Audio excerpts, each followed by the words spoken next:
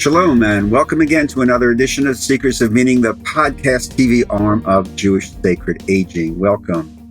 I'm your host, Rabbi Richard Address. We are very, very delighted that you're joining us today with what promises to be a very exciting and interesting and frontier look into our future. These podcasts, are designed to talk about issues related to the longevity revolution, the impact of that revolution on ourselves, our communities, and our families. If you'd like to get in touch with me, please email me at Rabbi Address at jewishsacredaging.com, and we appreciate your support. If you'd like to make a donation, tax-free donation to help support our work, please go to the website, jewishsacredaging.com, and go to the conveniently located donate button and just follow the prompts. It's really, really easy, and we appreciate it. So I've been really looking forward to today's podcast and TV show. And we are delighted to welcome from Eretz Yisrael and from the beautiful seaside city of Tel Aviv, Keren Etkin, gerontologist, and the founder and director of AgeLabIL at Schenker, and the author of a very, very, very exciting book, The AgeTech Revolution, a book about the intersection of technology and aging. And that's what we're going to explore for the next couple of moments. Keren, welcome. Welcome to Seekers of Meaning. How are you doing? I'm good. Thank you so much for having me here, Richard. It's a pleasure. Oh, it's our pleasure. How is life in Tel Aviv today? The ocean, the beach, everybody happy? Everybody happy. Everybody's tanned already, even though it's just mid-June. So life is good. Life is good. The AgeTech Revolution. This is a peek into what I think really is our future, and that's really what I want to talk about with you. You write in the beginning of this book, and I do recommend this book to people who are in any way interested in what's going to be coming down the pike. It's already on the road here. You write, in this book, I will explain why developing technology to tackle the challenges of aging is the single most important opportunity of the next decade. Okay. Keren, bavakasha, what does that mean? So, as I'm sure most of the people listening and watching this already know, our society basically is going through this unprecedented demographic shift. We've never had so many people reach old age in good health, right? And this goes hand in hand with an unprecedented technological or digital transformation that our society is going through. And the intersection of these two trends at this particular moment in time is a huge challenge, but also a huge opportunity. And that's what the book is all about.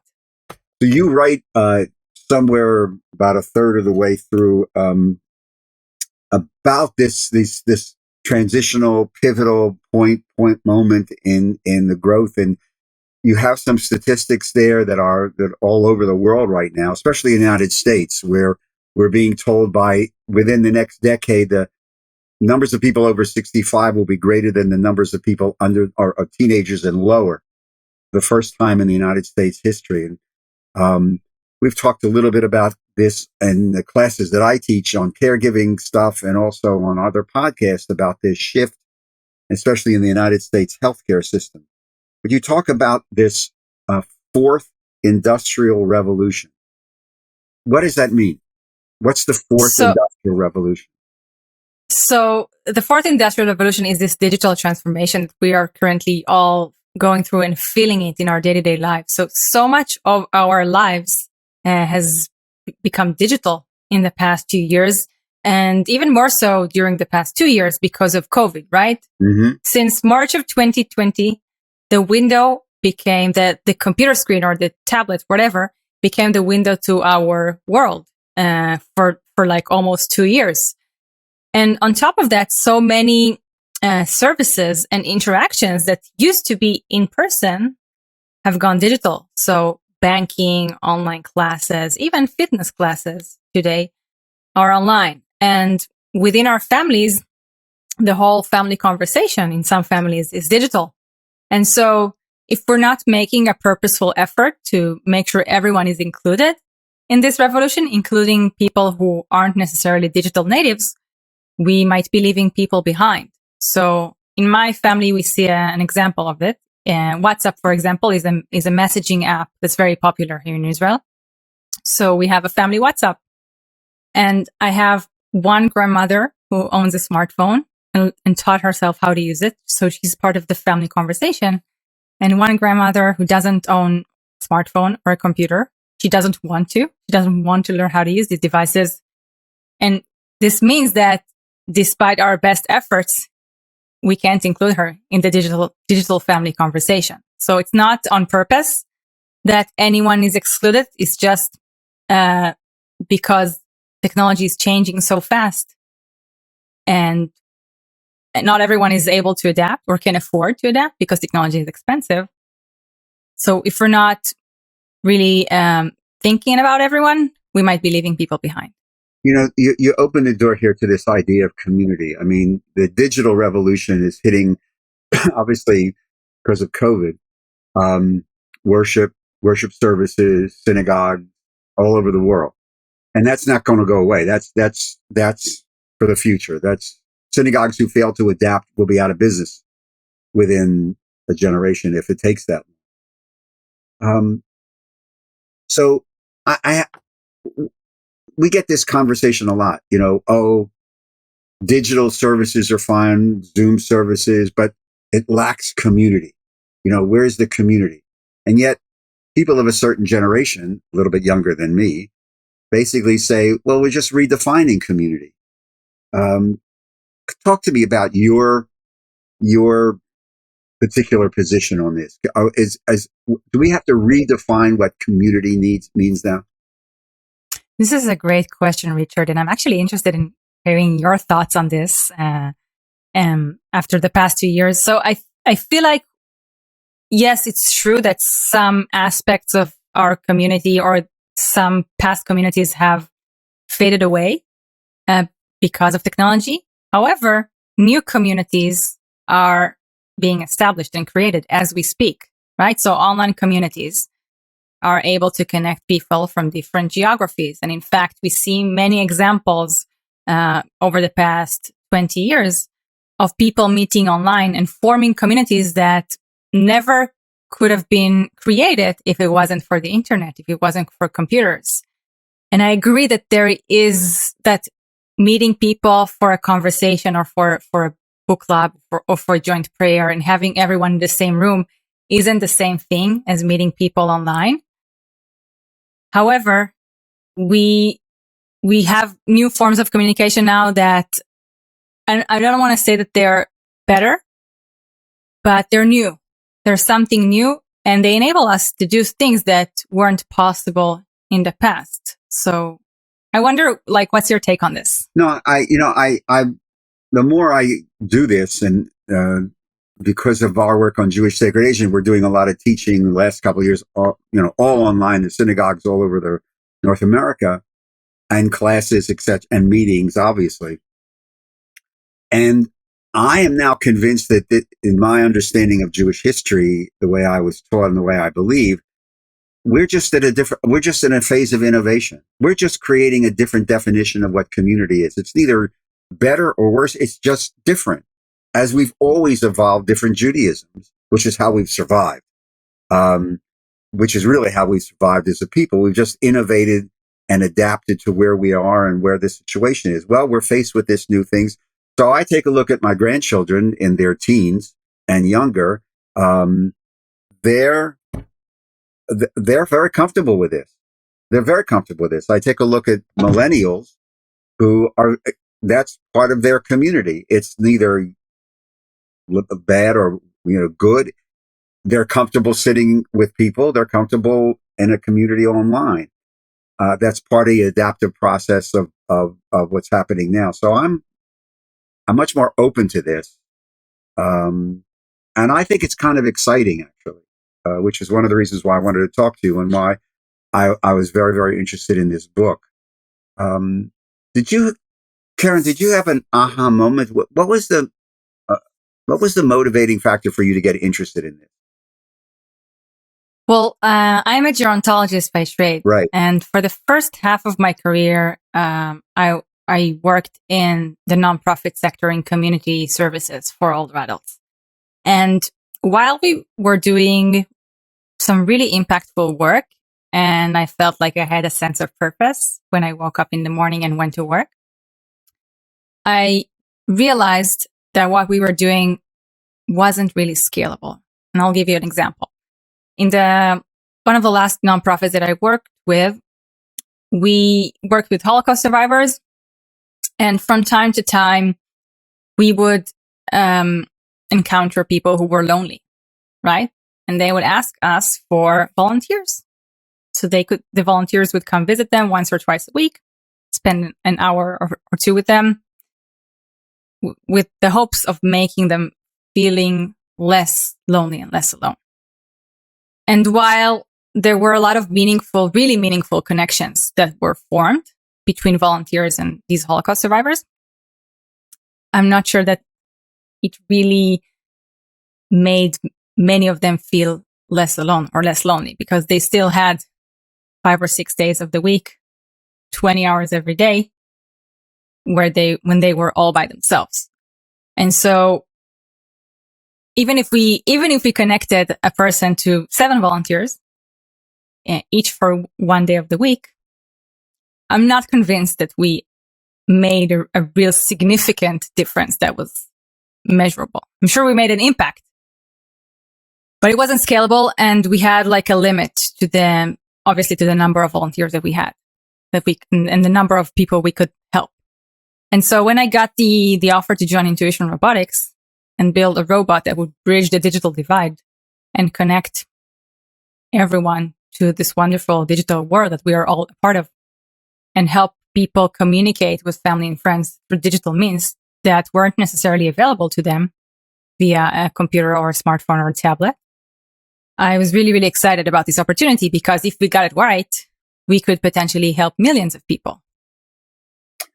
And so you started down this robotics road, and the website, before we get to, I do want to mention before we get too deep in this, you talk about a website as well in the book, the GerundTechnologist.com. What is that?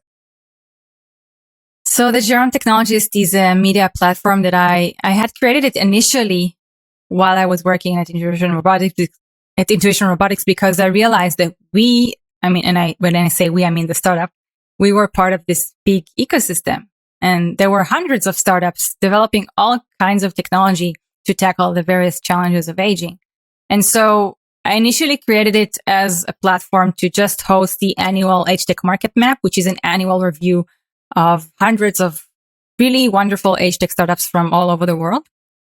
And it sort of took on a life of its own after a couple of months, because it got so much traction that I started just not only publishing an annual market map, but also writing about AgeTech on an ongoing basis. And actually, that was what eventually led me to write the book, The AgeTech Revolution, because I felt like I felt compelled to create a single piece of content that people could hold in their hand to really get a sense of what AgeTech is, why it's important, and why this particular moment in time is the time to get into this ecosystem, or to be part of this ecosystem, because I really do believe that this is a huge opportunity, and we have a very short time frame to really make an impact and to make a difference, and also for people who are in it for business reasons, potentially to create a successful company. So we've posted some material on Jewish Sacred Aging and the Jewish Sacred Aging Facebook page about technology. Right now, a lot of people think, well, maybe telemedicine. I can go to see my doctor on the computer. I don't have to get in the car and drive, et cetera, with the pandemic. But you're really talking about this sense, because you refer to it, of robotics. And the little research I did, some of the research I did prior to our conversation, there's this evidently growing, and AgeLab is part of this, growing a number of resources creating robots. Talk to me about this. This is really exciting. The robot. What kind of robots are you creating to help me? Okay, hopefully maybe 15 years from now, 20 years from now, when I may be by myself, because as you know, and you write about in the book, there's this huge explosion of what is called solo agers, people who are living alone in their own home, who want to age in place, or maybe even a facility, but they are alone. And even with a partner, I can go get a robot. What is that robot going to do? So the social robotics part of the ecosystem, of the AgeTech ecosystem, is fascinating. And first of all, I want to make sure that we make a clear distinction between service robots and social robots. So service robots are the types of robots that you could see in a car factory, or I've seen in some places robots making coffee, and you could actually, here in San Francisco, you could actually have a robot barista make your coffee. So these are robots that are able to manipulate objects in space, and they don't necessarily interact with you in any meaningful way other than doing stuff for you. Now, I want one of those. And social robots. That's what I want, one of those coffee robots. I'm not sure you do, Richard, because that wasn't the best coffee I've had. Okay. I gotta tell you. Go ahead. Anyway, the social robot. So social robots are robots that are able to interact with humans in a meaningful way. So they come in various shapes or forms. They can come in the form of an animal, like a robotic pet, a cat or a dog. There are multiple companies creating robotic pets for older adults. They can come in the form of a baby seal. They can come in the form of an object like AgeLabIL. So AgeLabIL, the robot that I contributed to creating, that was created by Intuition Robotics, is an objectoid type of robot. So she doesn't look like a human or an animal. She looks like a lamp. Right? Like a beautiful IKEA lamp. I invite all of you to Google AgeLabIL. It's spelled ELLIQ, the letter Q, and you can see for yourself that she does look like a stylish IKEA lamp. And so AgeLabIL was able to not only connect her users with family and friends via messaging, video chat, whatever. She was also able to do all sorts of things, obviously, that smart speakers are able to do, but she was also able to initiate interaction with users. So AgeLabIL, users who have AgeLabIL currently can just have robots sitting at the corner of their living room, like on an end table. And when they enter the room, the robot may decide to interact with them or not. She can decide when to initiate interaction based on certain goals and users' habits and preferences. And if she decides that this particular moment in time is a good time to initiate interaction, she then has to decide what type of interaction is suitable for this particular moment in time with this particular user. So she might decide to just flash the lights, the LEDs, to acknowledge your presence, to show you that she has noticed that you entered the room. And she can decide to ask you if you want to listen to a joke or play a trivia game or listen to some music. So there are really a lot of possibilities. And when users spend time with AgeLabIL, specifically during COVID, when older adults had to shelter in place for months, it really made a difference in their lives because they had some presence in their home that interacted with them, that acknowledged their existence. And in times like these, that's a lot. And on top of that, she can do all sorts of things. So imagine the program. I mean, I'm fascinated. Anybody with any sense of humor has to figure out, you could really program AgeLabIL to, like you say, I walk into the room and the robot then decides whether it wants to talk to me or not. We don't have the time, and I don't know who's listening to this, but it opens up a tremendous amount of possibilities for a great routine. So you have to program this robot. But I got to ask this also. Keren, how much is AgeLabIL? How much does it cost right now? In other words, you're saying I can go online and order this now. Is that correct? Yes, you can. Off the top of my head, I don't remember how much it costs, but let me just check on the website. I see that the annual subscription is like $30 per month, and there's like a few $100 for an upfront setup fee or something like that. So it's not terribly expensive. But it is. But as you alluded to before, right now this technology, even the robotic pets and stuff, it seems to be affordable for a certain social class of people. So there is an economic disparity, right? But I would imagine that down the road, they would become, the scale of production could be lowered enough so that if I was running an assisted living facility and I wanted to order 100 of these to place in every room, that would be doable. I would imagine in the long-term business model of the startups, that would be a goal, as opposed to just selling them individually to somebody's. Am I wrong here?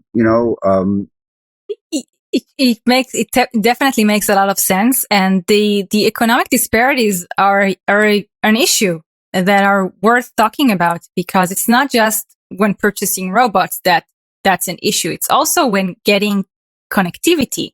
So there was a research paper that was published about a year ago, or a little over a year ago, by the Connected Aging Initiative, which is a collaboration between OATS, Older Adult Technology Services, and the Humana Foundation. And what they found was that 42% of Americans over the age of 65 don't have broadband internet in their home. So 42% of older adults in the wealthiest nation in the world don't have basic internet infrastructure, basic 21st century internet infrastructure in their homes. And the reasons for that were either because it wasn't affordable, because on top of cable and phone and groceries and medication and rent, some people can't afford the additional $50 or $100 a month that high-speed internet costs, or it wasn't available. So even if you can pay for internet, it's not necessarily available where you live. And that's especially true for people who live in rural areas. So before we think of scaling up production for technologies that are currently priced at hundreds of dollars, we first need to handle this connectivity crisis. It's not even unique to the United States. It's similar in many other countries in the world. We first have to make sure that everyone is connected. We first have to really acknowledge the fact that internet, specifically broadband internet, is infrastructure and not an amenity. Right. And once we get everyone connected, then we can move on. Because what happened during COVID, what we saw when vaccines started rolling out, is that people had to get the vaccine appointment online, and they weren't necessarily able to. You allude to the manufacturing issue. I want to ask you one other issue that just triggered when you were talking about this. I remember reading, even back to Toffler's book in the good old days, Future Shock, which was like the first book that actually started to talk about some of this stuff. And even recently, one of the Tom Friedman books, where he talked about the impact of technology and the technological changeover basically every 6 months. So if I'm 85 years old and I get an Ellie and it's sitting there and we're having a conversation, the change in the technology, the software, which obviously anybody owning a cell phone or everything knows that every 6 months or whatever, Apple does a thingy and you have to wait and it downloads whatever it downloads. How does each company manage that? And again, if I'm not technologically astute, so this robot doesn't become obsolete 6 months after I buy it.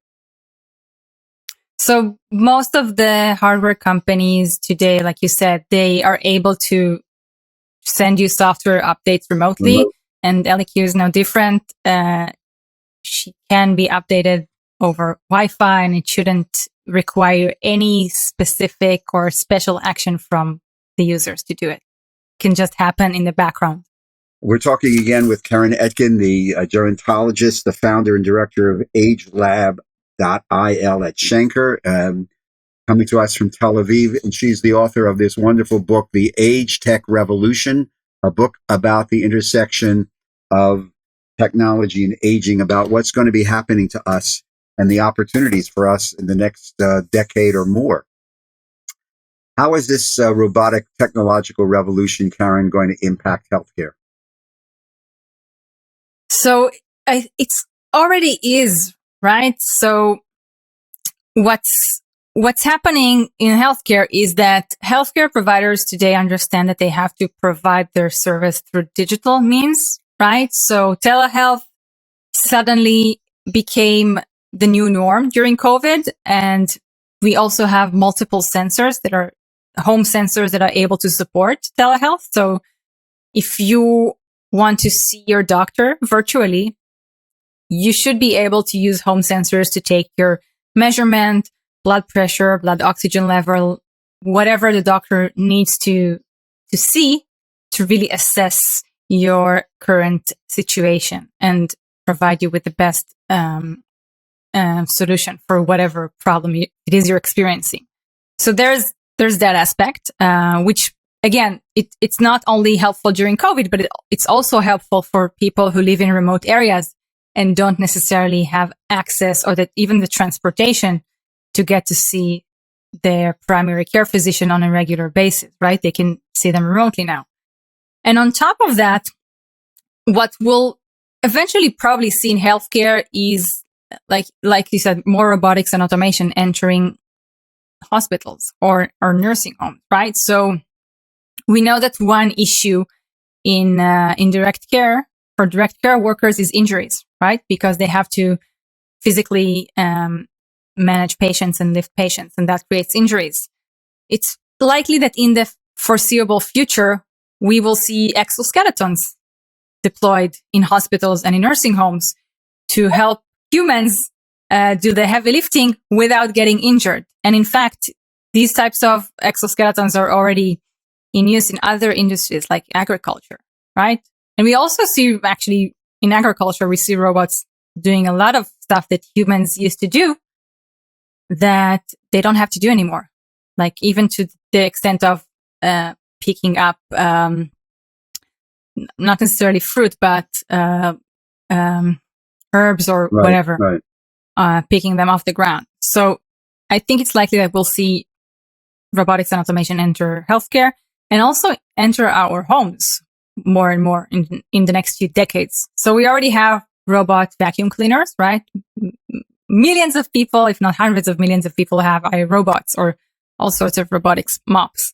So why not have robots handle other aspects of household maintenance? Because we know that one of the challenges when people want to age in place and they want to stay in their home is the basic household chores and household maintenance that people aren't able to accomplish safely and easily in their later years. So why not automate all of that? Why do we have to have our children or grandchildren come to our homes to change the light bulb? Why not spend those 5 minutes or 10 minutes or whatever having a conversation? And I'm not even talking about the 20 hours a week on average that family caregivers spend on all sorts of caregiving duties. My point is that we can and should delegate some, if not all of the manual labor to machines as soon as we are able to, and leave it to the humans to do the things that are uniquely human, like provide companionship and emotional support. And that, in my opinion, that's the only feasible way we can actually tackle the caregiving crisis that is already happening. But from what I'm understanding, and even you allude to this in the book, that concept of companionship and conversation can also be included in the programming of one of these robots. Is that correct? Yes, and it's going to take a while. It's probably going to take a while until you and I will be able to have a conversation with a machine that's going to feel as good as talking to a human. And I'm not sure that that's what our aim should be. I think robots can be great helpers and great facilitators. LEQ is definitely a great facilitator, and she's definitely a companion of sorts. But I'm not sure that our aim should be to replace humans altogether.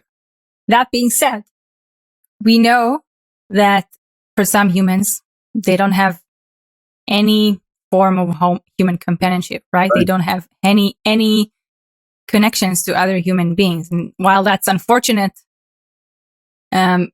we haven't been able to solve that. And I think there was research a few years ago that was done in England in which they found that a significant percentage of older British people didn't have a meaningful conversation with another human being for a full week or for a full month. And then they went and they got a minister for loneliness in the UK. I'm not sure that role still exists. So this is where we are right now. And until we are able to tackle that, if we're able to tackle that with actual human companionship, I'd say that any form of companionship, whether it's a pet or a robotic pet or a social robot, is better than none. So, I mean, this is the door of this is wide open that you're hoping to walk through. And if somebody wanted to learn more other than the book, they get inspired by the book. They have the website gerundtechnologist.com. Are there other websites, links that you are involved with that you would say if somebody wants to pursue this more, what would they be? So first of all, I suggest to anyone listening, head over to Amazon and get yourself a copy of the AgeTech Revolution. It's available in paperback, and it will be available in hardcover and audiobook later this year. And of course, the Gerund Technologist is a great resource. It's constantly being updated, and we also have a mailing list. So if you want to subscribe and get emails with various pieces of information about AgeTech, that's one way to go.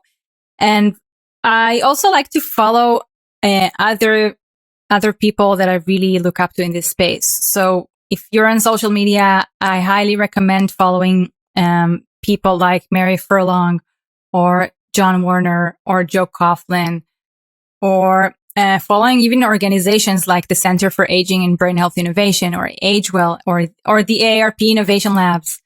So those are, I mean, my go-to resources. And of course, Laurie Orlov from the Aging and Health Tech Watch, which I'm an absolute fan of.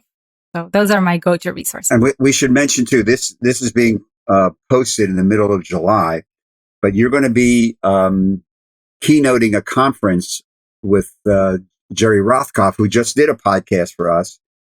He's the head of the Rothkopf Elder Law group here in Southern New Jersey and the Philadelphia area.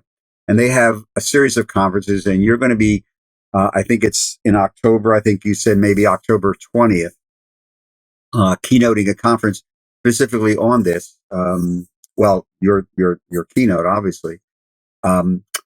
So if somebody wants to get more information on that, to tune in, because I think it's going to be online as well, virtual as well as in person, rothkopflaw.com, I think it is. But you can email us at Jewish Sacred Aging and we can give you the information or the link, because they're starting to send that out. Keren, before we run out of time, what's the one thing, if you were standing in front of my generation, aging baby boomers, okay, who may have some concern about all this and my ability to deal with this, what's the one piece of advice you want to give me? So this is a great question. First of all, I would say that there is no real reason, in my opinion, to be fearful of technology and of innovation. I think that what humanity has shown us is that innovation actually advances humanity. And we've seen that. We've seen multiple evidence for that during COVID. So for those of you who are early adopters and are very well versed in technology, more power to you. Keep up the good work. And for people who are feeling like they're slightly lagging behind or they know nothing about technology and they want to learn, I highly recommend checking out OATS, Older Adults Technology Services, which is an organization that has been providing digital education to older adults for probably the past 15 years. So they've got in-person centers, they've got online programs, and they're part of the AARP now. So they are definitely a trusted and valuable resource. Keren Etkin, Toda Rabba, Hatzlacha, and if you get to Philadelphia, let me know if you're coming here. So I still think I will. And you'll let me know when you're coming to Tel Aviv. Bavakasha. I haven't been there. Well, it was before COVID. So, who knows? But I would like to get back. Especially Tel Aviv. I haven't been to Tel Aviv in a long time. It has changed very much in the past 2 years. I'm sure it has. Listen, thank you very, very much. Good luck with this book. Good luck with the conferences. This is exciting. The work is exciting, and I'm very happy for you, the fact that you're doing it. And I wish you nothing but health and joy and success in this. So thank you very much again. And again, the AgeTech Revolution, Amazon, great God, Amazon. I'll have it to you there in less than a day. Thank you so much. Thank you, Keren. And to all of you, thank you very much again for joining us on today's edition of Seekers of Meaning, the podcast and TV arm of Jewish Sacred Aging. And remember, you can join us with a donation, a tax-free donation. We appreciate your support. Just go to the website, jewishsacredaging.com, click on the donate button. A reminder that Seekers of Meaning is produced at the Broadcast Center of Lubetkin Media Companies here in Cherry Hill, New Jersey. And a shout out, as usual, to our genius producer, Steve Lubetkin. Again, thank you for joining us. I am your host, Rabbi Richard Address, and I look forward to greeting you again on our next Seekers of Meaning TV show and podcast. And in the meantime, until then, shalom, stay safe, stay healthy, everybody, and be kind.